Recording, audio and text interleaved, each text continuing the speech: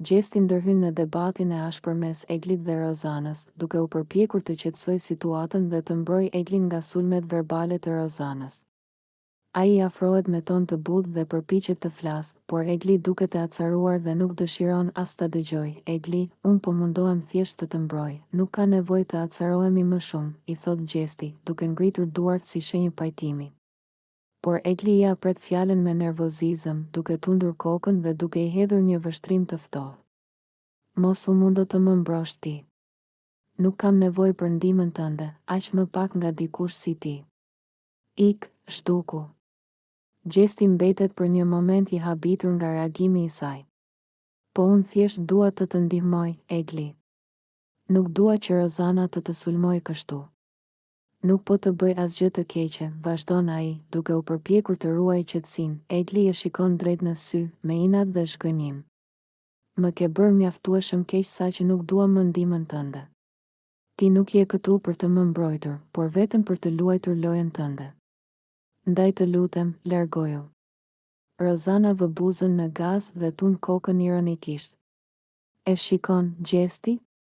As ajo nuk të beson më. Më mirë mos u përziej fare, i thot ajo, duke e shfrytëzuar situatën për ta vënë Gjestin edhe më në siklet. Gjesti merr frym thellë, shikon Eglin edhe një herë dhe pastaj tund kokën me zhgënjim. Mirë, si të duash. Nuk do të mundohem më, thot ai me një ton të ftohtë, duke u larguar nga debati. Egli e ndjek me sy ndërsa ai largohet dhe pastaj kthehet nga Rozana, ende e acaruar. Atmosfera mbetet e tensionuar dhe duket qartë se mes tyre ka ende shumë për të sqaruar. Rozana dhe Egli përplasen ashpër në një debat që duket se po tensionohet gjithnjë e më shumë. Rozana, e nervozuar nga sjellja e Eglit, nuk përmbahet dhe i drejtohet me tone të ashpra. Egli, ti nuk je në rregull fare. Nuk mund ta besoj se si po sillesh, thot ajo me nervozizëm, duke e parë drejt në sy. Egli, e cila nuk është e prirur të pranojë akuza të tilla, mban një qëndrim mbrojtës dhe e shikon Rozanën me një shprehje të ngrirë. Pse? Sepse nuk jam më budallaçka që përdorej nga Gjesti. A është kjo ajo që të shqetëson? Ja kthen ajo me një ton ironik. Rozana tund kokën me zhgënjim dhe ngrit zërin. Jo, më shqetëson fakti që ti lejon të përdorin, pastaj vjen e më sulmon mua. Ai të shfrytëzoi për lojën e tij dhe tani ke kurajon të më sulmosh mua sikur të kem faj unë? Egli buzëqesh me nervozizëm, duke e ndier se kjo bisedë po ja acaron gjithnjë e më shumë nervat. Unë u përdora? Unë? Rozana, e di çfarë? Mbase në atë kohë nuk e kuptoja, por tani shoh qartë. Dhe po, e di që Gjesti më ka përdorur, por të paktën e kuptova. Ndërsa ti je ende këtu duke u marrë me të njëjtin person, duke bërë të njëjtat gabime. Rozana nuk mund ta besojë arrogancën e Eglit dhe shtrëngon nofullat. Mos guxo të më flasësh mua ashtu. Unë të kam mbështetur gjithmonë, isha unë ajo që të thosha të hapje sytë, dhe tani vjen e më kthen mua kundër? Të ka mësuar mirë Gjesti, apo jo? Egli qesh me ironi dhe shtrëngon krahët mbi gjoks. Mbase po, mbase jo. Por një gjë e di me siguri, unë nuk jam më ajo Egli që e përdor të Gjesti dhe që i beson të verbërisht njerëzve si ty. Tensioni midis tyre arrin kulmin dhe për një moment dhoma mbushet me heshtje të rëndë. Rozana mërmërit diçka në zë dhe largohet me hapa të shpejt, duke lënë pas një Egli të zemëruar, por edhe të kënaqur që kishte thënë atë që mendonte. Por a është ky fundi i marrëdhënies së tyre, apo thjesht një tjetër përplasje që do të sjellë edhe më shumë dramë? Egli dhe Rozana përfshihen në një debat të ashpër, ku tensionet mes tyre arrin kulmin. Egli, e zhgënjur dhe e irrituar nga sjellja e Rozanës, nuk mund ta mbajë më për brenda inatin që ka ndaj saj. Ajo i drejtohet Rozanës me ton të lartë dhe fytyrë të ngrysur. Rozana, ti më ke tradhtuar.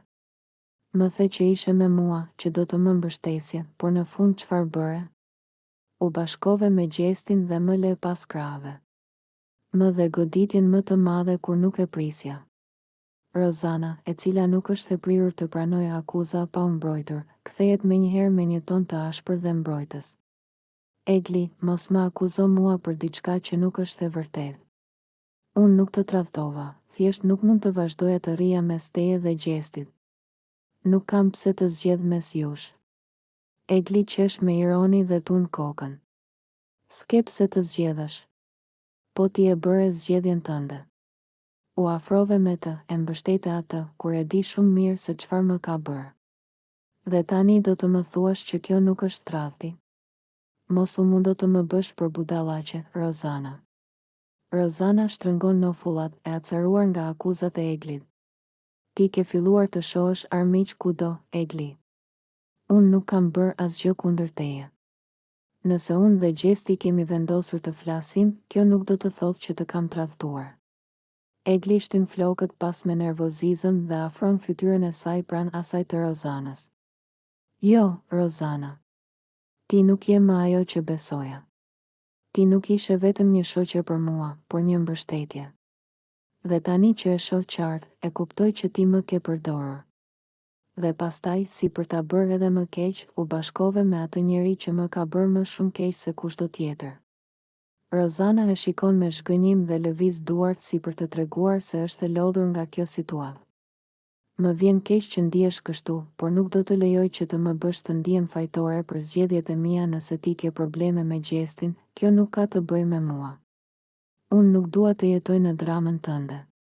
Egli mërmërit diçka në zë dhe tund kokën, duke u larguar me hapa të shpejt, ndërsa Rozana qëndron aty, duke marrë frymë thellë dhe duke u përpjekur të mbajë qetësinë. Por a është ky fundi i miqësisë së tyre apo një tjetër përplasje që do të sjellë edhe më shumë tension në shtëpi? Egli dhe Gjesti përfshihen në një debat të ashpër, ku tensionet mes tyre arrin kulmin.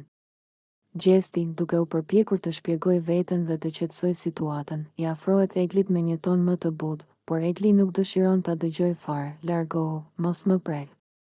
I thot ajo me nervozizëm, ndërsa e shtyn Gjestin me forcë. Gjesti mundohet të ruajë qetësinë dhe e shikon me habi. Egli, unë nuk po mundohem të lëndoj.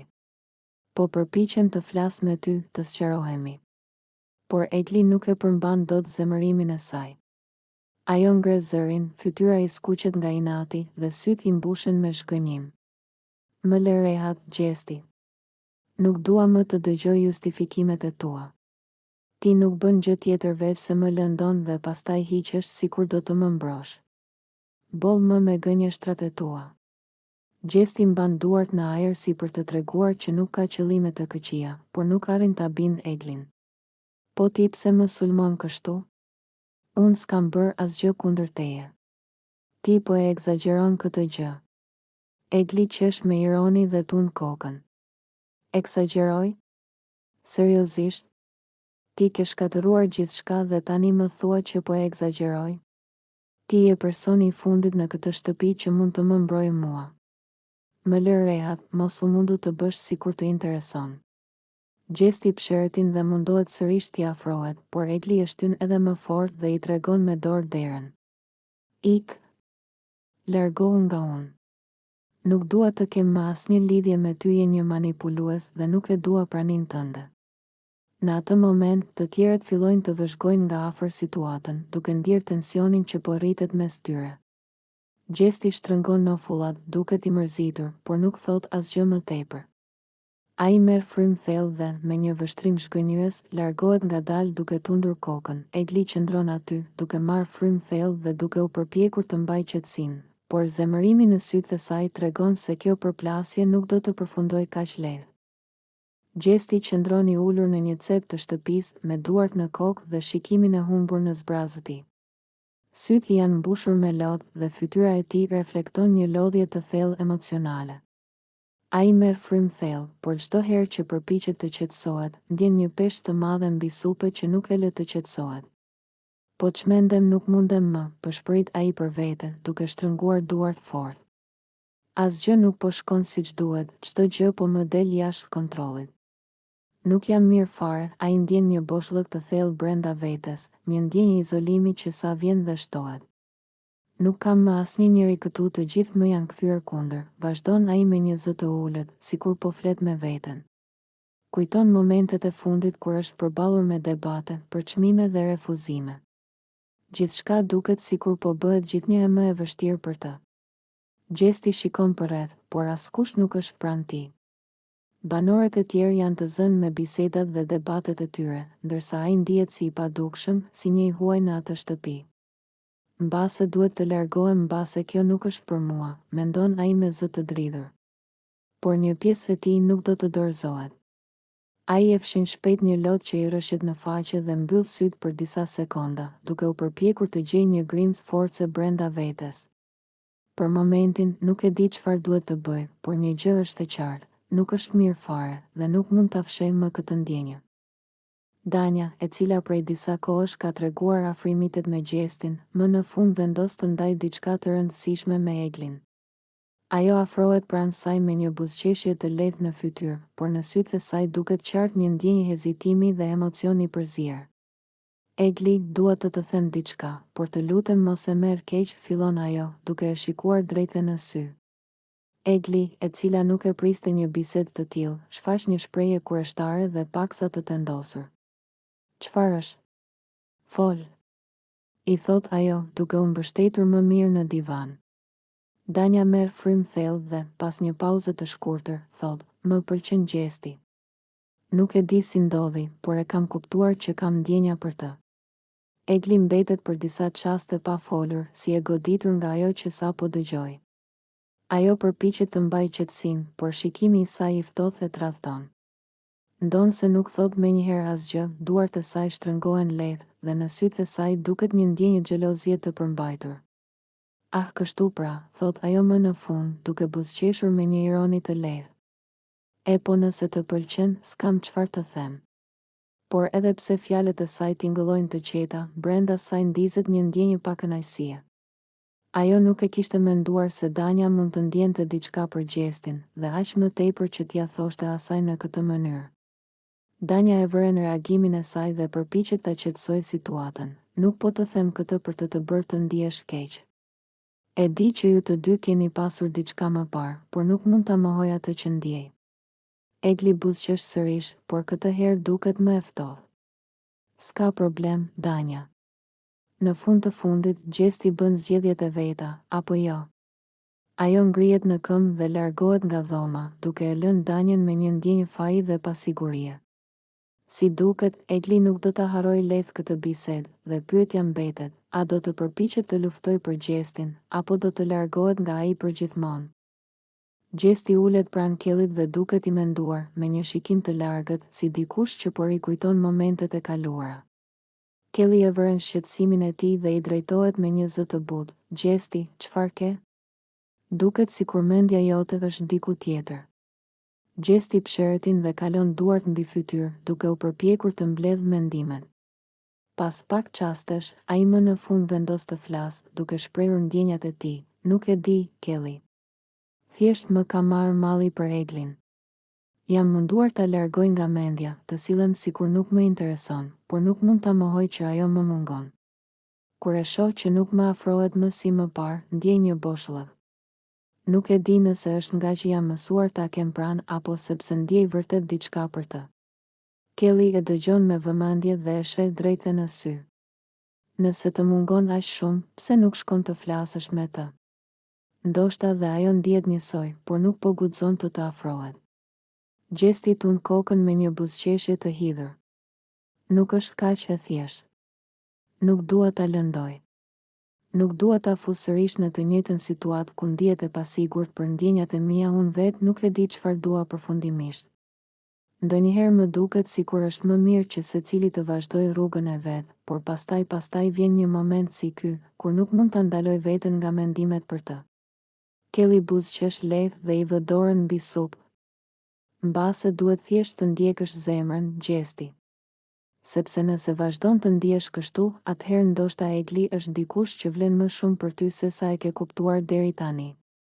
Gjesti qëndron për pak në heshtje, duke reflektuar mbi fjalët e Kellit. Në mendjen e tij, imazhi i Eglit nuk largohet dhe pyetja e madhe mbetet, a duhet të ndjek ndjenjat e tij apo të qëndroj larg për të mos e lënduar atë më shumë? Lajrti dhe Gjesti përfshihen në një debat të ashpër në mes të shtëpisë, teksa të gjithë banorët janë të pranishëm dhe dëgjojnë me vëmendje. Lajrti, i acaruar dhe me ton të lartë, i drejtohet Gjestit me akuza të rënda, duke mos e fshehur më neverinë dhe zhgënjimin e tij ndaj tij. Gjesti, ti je njeriu më i keq këtu brenda. Nuk ke as pak ndjenja për askën, nuk të intereson asgjë përveç vetes tënde dhe lojës tënde të ndyrë. E ke ndërtuar gjithë këtë strategji duke përdorur banorët një nga një dhe duke luajtur me ndjenjat e tyre. Banorët fillojnë të murmurisnin mes tyre, ndërsa Gjesti mundohet të mbajë një buzëqeshje ironike në fytyrë, duke u përpjekur të mos tregojë nervozizëm. Lajrti vazhdon më tej, duke i drejtuar një shikim të ashpër. Ti nuk ke bërë asgjë tjetër veç se ke mashtruar njerëzit këtu. Fillimisht u mundove të afrohesh me Eglin, pastaj ja hodhe poshtë si një letër të vjetër. Më pas fillove të ngacmoje Loredanën, duke bërë sikur kishe ndjenja për të, dhe tani e njëjta gjë me Danjen. Ti nuk di të krijosh asnjë lidhje të sinqertë, sepse je i ftohtë dhe i llogarit të gjitha si një lojë. Gjesti sheh përreth, sikur kërkon përkrahje nga dikush, por askush nuk flet. Disa banorë duket se bien dakord me fjalët e Lajrtit, ndërsa të tjerë thjesht ndjekin debatin në heshtje. Dhe më e keqja, vazhdon Lajrti, duke treguar me gisht Gjestin, është se ti nuk pranon asnjëherë gabimet e tua. Gjithmonë gjen mënyra për të manipuluar situatën, për të bërë që viktima të dalë fajtor dhe për ta kthyer lojën në favorin tënd. Por e di çfarë? Të gjithë po e kuptojnë lojën tënde të ulët dhe nuk do të mund të fshihesh pas saj përgjithmonë. Gjesti më në fund reagon, duke ngritur supet me një buzëqeshje të lehtë. Unë nuk kam përdorur askën, Lajrt. Ndoshta ju thjesht nuk e kuptoni lojën dhe për këtë arsye ju duket sikur unë po manipuloj. Gjithçka që kam bërë këtu brenda, e kam bërë për të mbijetuar, ashtu siç po bën edhe ti, mos më akuzo për diçka që edhe vetë po e bën. Debati vazhdon të bëhet edhe më i nxehtë, me Lajrtin që nuk tërhiqet dhe Gjesti që mundohet të mbajë qëndrimin e tij. Situata mes tyre tashmë duket se ka arritur në një pikë pa kthim dhe gjithë shtëpia pret të shohë si do të zhvillohet më tej kjo përplasje e fortë. Gjesti dhe Egli përballen në mes të shtëpisë, ndërsa tensioni mes tyre rritet gjithnjë e më shumë. Gjesti, i acaruar dhe me një ton të ashpër, i drejtohet Eglit duke i thënë: "Mos fol më pas shpinës time. Nuk më pëlqen fare që po përhap fjalë për mua dhe po futesh aty ku nuk të takon. Nuk të duhet ty të dish apo të komentosh se çfarë bëj unë." Egli e shikon me nervozizëm dhe nuk e lë të mbaroj fjalën. Ajo kthen menjëherë përgjigje, duke i thënë: "Unë nuk po flas pas shpinës tënde, unë thjesht po them të vërtetën. Nuk është faji im që njerëzit po e kuptojnë se si je në të vërtetë. Nëse nuk të pëlqen, ndoshta duhet të ndryshosh sjelljen tënde." Gjesti e shikon me nerva dhe afrohet edhe më shumë, duke vazhduar: "Nuk të takon ty të më gjykosh mua. Më mirë shi punët e tua dhe mos u merr me jetën time. Ti ke filluar të bësh aleanca dhe po përpiqesh të më nxjerrësh mua keq para të tjerëve, por nuk do të funksionojë." Egli buzëqesh me ironi dhe kthen përgjigje: "Unë nuk kam nevojë të të nxjerr keq, sepse ti po e bën vetë atë punë. Më vjen keq që nuk e duron dot të vërtetën."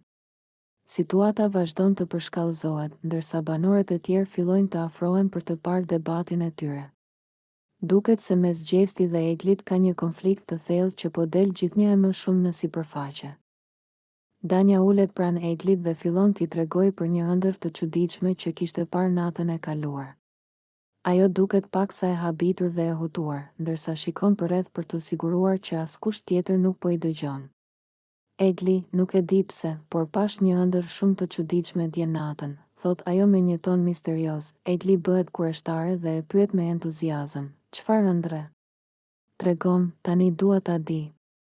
Danja pshertin dhe vazhdon: "Nuk e di si ndodhi, por ëndërrova që Gjesti më puthi.